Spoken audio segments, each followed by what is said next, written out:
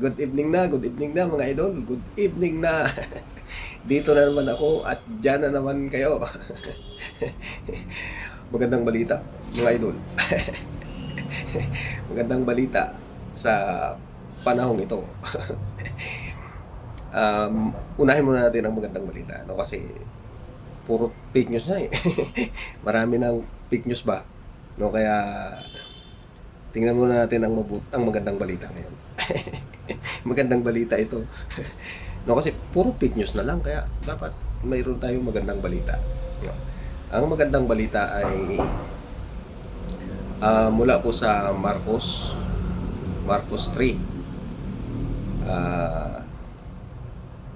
Mga talata 13 at hanggang 19. Yan ang mabuting balita, no? Ang pagpili ni Jesus sa 12 alagad. Yan ang mabuting balita, no? Pag binasa ninyo yan, pag nilayan, mabuti, ano ba ang ibig sabihin nito? No? Yan. Kung naalala ninyo, sabi ko sa dati pa na mga video ko ay iko-content natin ang na si Kristo o si Jesus ang nagtatag ng simbahan. Yan. No, pero mukhang sa palagi nating pagbibidyo, no, pagko-content ay mukhang unti-unti na natin itong si Kristo nga ang nagtatag ng simbahan. No, kasi sa panahon na ito ay lalo na ngayong araw na ito ay yan nga yung ebanghelyo, no, na si Jesus ay pumili na, no, kasi siya ay nasa sa pangangaral, nagbibigay ng tulong, no, sa mga may sakit, nagpapagaling, yan, no, kaya ito na, tumawag na siya ng mga tutulong sa kanya, no, na binigyan niya rin ng kapangyarihan, no, kapangyarihang magpagaling, magpalayas ng mga demonyo. Yan. Yan si Jesus, no, na sinasabi nating nagtatag ng simbahan, no, sapagkat yan na nga, pumili na siya ng 12 alagad, no, sapagkat pero sa bandang huli ay mayroong isang naghudas. No, mayroong isang naghudas sa kanya, no, isang nagkanulo, ipinagkanulo siya ng isa, no, sapagkat si Judas Iscariote yun, no, di ba? Alam natin yan eh, na si Judas Iscariote ay nagkanulo kay Jesus, na ipinahuli niya ito, nakipagsabwatan, no, kay Pilato, na para sabihing masama nga talaga si Jesus. Di ba? Yan na. Yan ang mga idol. Yan na, no? Kaya kung iugnay natin yan sa ating panahon ngayon, kasi nagtagumpay na sila eh, di ba?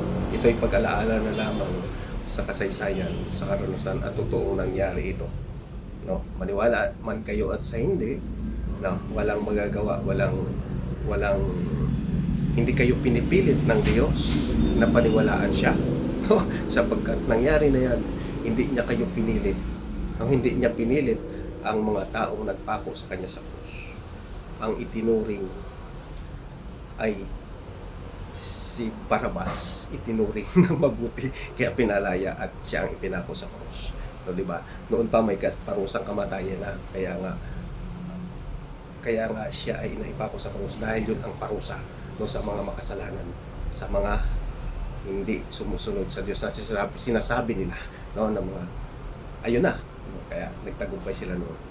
Pero ang totoo ay hindi, sapagkat si Jesus ay muling nabuhay. Siya ang katotohanan at buhay, no, kaya ngayon ang itinatag ni Kristo na simbahan na sinasabi natin ay ito na yon, no, ang simbahan na kanyang itinatag. Ang Espiritu Santo na ang nagsasalita, hindi pa rin pinapaniwalaan, di ba? Hindi pa rin pinapaniwalaan, magkos kinukutya pa, no? Di ba, minura na nga ni ang hindi lang si Kristo ang minura, kundi ang alagad niya. Ang alagad niya na Santo Papa, no, sapagkat ang Santo Papa na yan ay siyang katauhan ni Pedro nung itinatag ni Kristo ang simbahan kay Pedro. Sa iyo ay Pedro, itatatag ko ang aking iglesia. Yun na yun, no?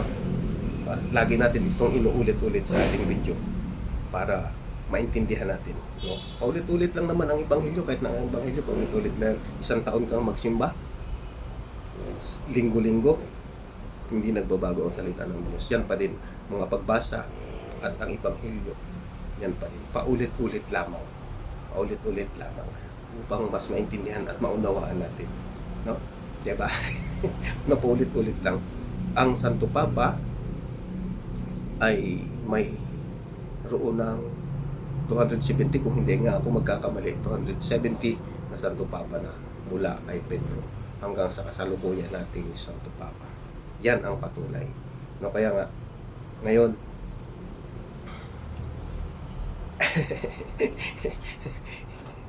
God